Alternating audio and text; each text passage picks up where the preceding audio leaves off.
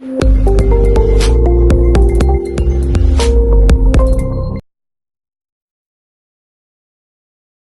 Everyone, greetings from doctor Rashmi's homeopathy.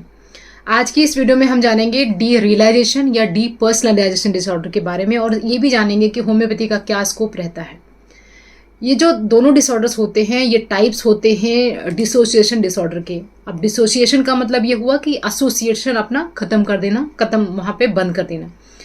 तो इसको मैं एक एग्जाम्पल थ्रू स्टार्ट करूँगी कि एक मेड है जो कि किसी घर में 2 से 3 साल से काम कर रही है, और एक दिन उसकी जो ओनर थी वो आके बोलती है कि ये काम करके देना है। तो जैसे ही उसके पास आई और जैसे उसने उसको काम को इंस्ट्रक्ट किया, वो बिल्कुल वेगली यहाँ वहाँ देख रही थी। वेगली का मतलब ये हो कि किसी डायरेक्शन में आप नहीं देख रहे हो, बट आइज आपकी ओपन है।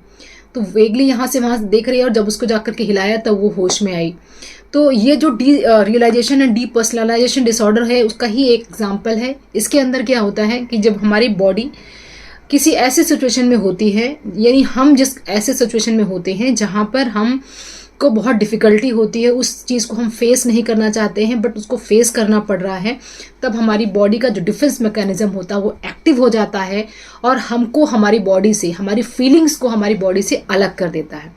इसको हम बोलते हैं डीपर्सनलाइजेशन डिसऑर्डर। हमारी पर्सनैलिटी हमसे अलग हो जाती है, और इसी तरह से एक दूसरा डिफेंस मैकेनिज्म स्टार्ट हो जाता है, यानी कि हमको आसपास की जो रियलिटी होती है उससे अलग कर देता है।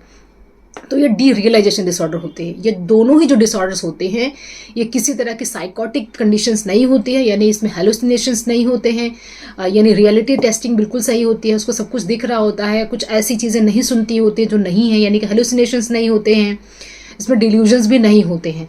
लेकिन due to the defence mechanism body एक तरह से सीख जाती है धीरे धीरे करके कि किसी सिचुएशन में अगर मैं फंसी हूँ तो मुझे कैसे निकाला जा सकता है, कैसे कम से कम पेन से मैं इस सिचुएशन से बाहर आ सकती हूँ। वैसे तो इंसान कोशिश करता है कि उस सिचुएशन में जाए ही नहीं, लेकिन अगर उसके पास कोई ऑप्शन नहीं होता है तो इस तरह के मैकेनिज्म हमारी बॉडी में एक्टिव हो जाते हैं और हमें उस सिचुएशन से बिल्कुल अलग कर देते हैं। तो हम एज एन ऑब्जर्वर उस सिचुएशन को देख रहे होते हैं, इसलिए हमें ना तो पेन होता है ना हमें वो फील होता है, और हमें बहुत अच्छा लगता है कि नहीं, नेक्स्ट टाइम जब हमें प्रॉब्लम आएगी तभी भी इस प्रॉब्लम को मैं फेस नहीं कर पा रही हूँ, फील नहीं कर पा रही हूँ, तो मैं बची हुई हूँ उस चीज़ से। तो ये जो सिचुएशन होती है, जैसे अगर फॉर एग्जांपल अगर आप कहीं अपना हॉस्पिटल जाते हैं, बहुत लोग होते हैं जिनको हॉस्पिटल जाना एक बहुत हेक्टिक चीज़ लगती है, ब्लड से डर लगता है, ब्लड का फोबिया होता है जिसको हम हीमोफोबिया बोलते हैं।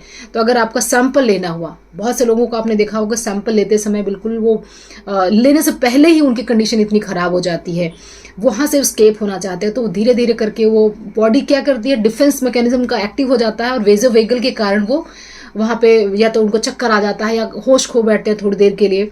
तो वो भी बॉडी का एक डिफेंस मैकेनिज्म होता है। बहुत से बच्चे होते हैं जो एग्जाम के स्ट्रेस में रहते हैं, जो भी स्ट्रेस उनका बहुत ज़्यादा हावी हो जाता है, उस सिचुएशन में फंस गए हैं वो, तभी भी बॉडी का डिफेंस मैकेनिज्म एक्टिव हो जाता है।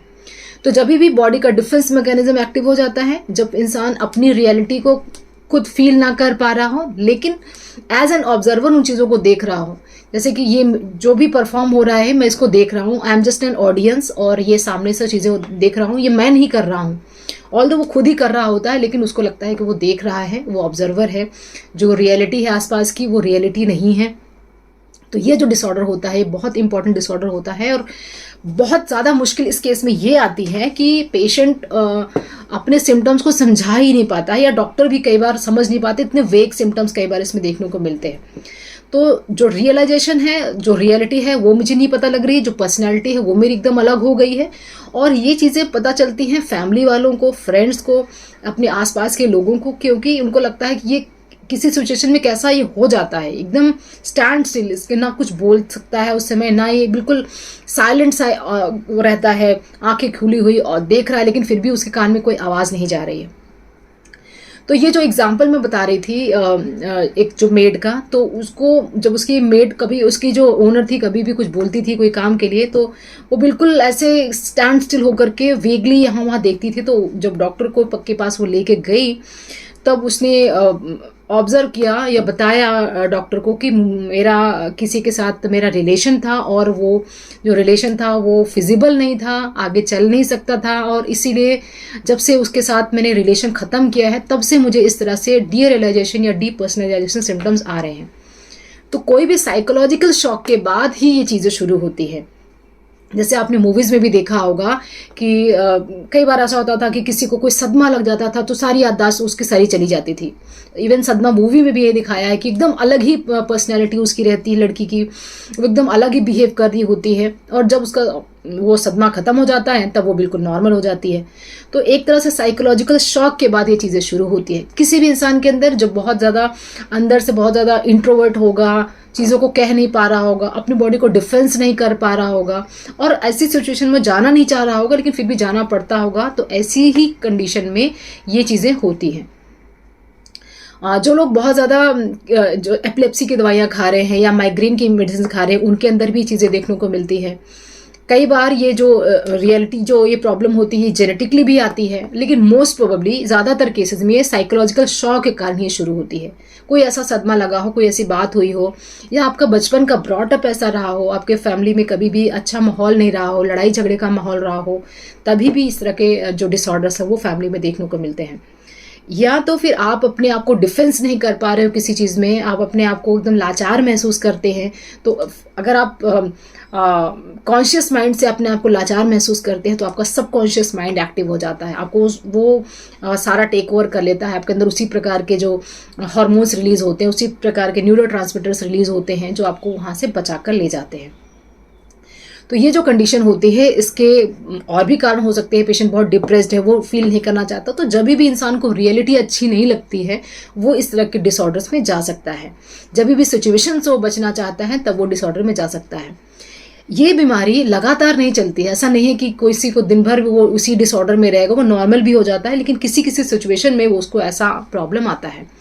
जब कोई अच्छी सिचुएशन होगी जहाँ वो खुश है, एंजॉय कर रहा है, उसकी पसंद की चीज़ें हो रही हैं, उसको कभी भी ये प्रॉब्लम नहीं आएगी। लेकिन कोई भी ऐसी सिचुएशन जहाँ पे वो उसको पसंद नहीं आ जाना, उसके मन के खिलाफ हो रहा है, या उसके साथ कुछ गलत हो सकता है, हुआ है गलत, वो चीज़ें उसको याद दिला देती हैं, तब वो फिर से उसमें जा सकता है। तो डीरियलाइजेशन और डीपर्सनलाइजेशन डिसऑर्डर का ट्रीटमेंट की अगर हम बात करें तो उसके लिए थेरेपीज़ बहुत ज़्यादा काम की होती हैं। जैसे इसमें हम साइकोथेरेपीज़ करते हैं, इवन फैमिली थेरेपी करते हैं, या आर्ट थेरेपी करते हैं। पेशेंट को हम पूछते हैं कि कौन सी टाइप का आर्ट उसको पसंद है। कोई भी चीज़ तो ऐसी होगी जिसमें उसको बहुत अच्छा लगता होगा, जिसमें अपने इमोशंस को एक्सप्रेस कर सकता होगा, क्योंकि एक्सप्रेस आउट करना इज़ वेरी इंपॉर्टेंट। अगर आप एक्सप्रेस नहीं कर पाते देन ओनली आपको ये चीज़ें लंबे समय तक बनी रहती है। फैमिली थेरेपी करते हैं, पूरी फैमिली को बुला करके हम कंसल्ट करते हैं, बात करते हैं, उनको समझाते हैं कि इसको क्या दिक्कत है, इसको क्यों दिक्कत होती है, कैसे उस सिचुएशन से उसको हम बचा सकते हैं। तो फैमिली को भी हम काउंसिल करते हैं।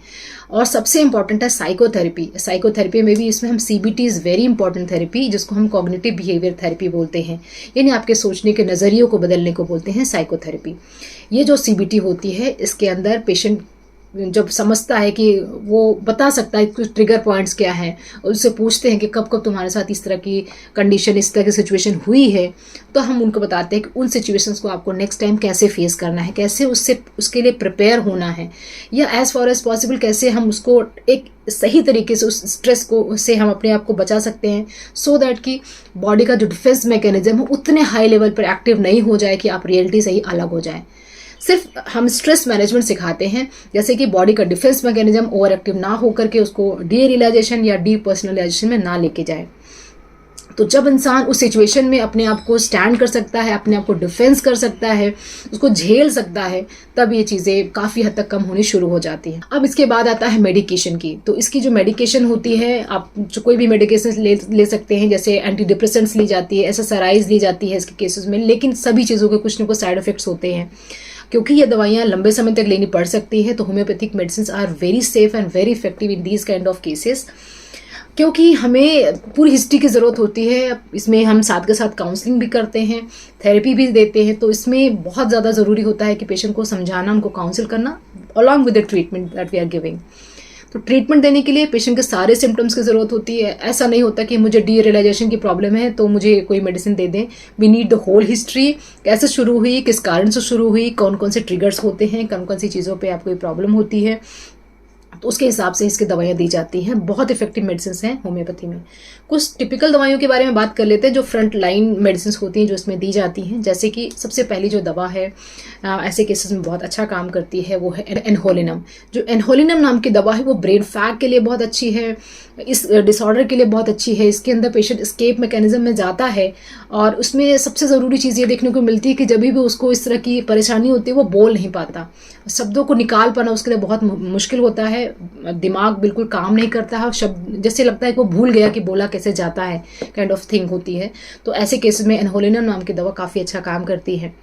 बहुत सारे पेशेंट्स में ऐसा देखा जाता है कि जो बीमारी होती है वो किसी नशे के बाद शुरू होती है, भांग का नशा स्पेशली जो करते हैं उनके साथ शुरू होती है। तो अगर ऐसा हिस्ट्री मिलती है पेशेंट की, कोई ड्रग एडिक्शन के बाद ये प्रॉब्लम शुरू हुई है, तो वहाँ पर कैनबिस इंडिका नाम की दवा बहुत अच्छा काम करती है। अगर हम फीमेल्स की बात करें या यंग एज की बात करें, चाहे मेल्स या फीमेल्स, वहाँ पर ब्रेकअप्स के केसेस बहुत होते हैं जिससे पेशेंट बहुत हद तक निकल नहीं पाते हैं। लव्ड वन की जो सेपरेशन होती है वो बहुत ज़्यादा देर तक उनको असर करती है।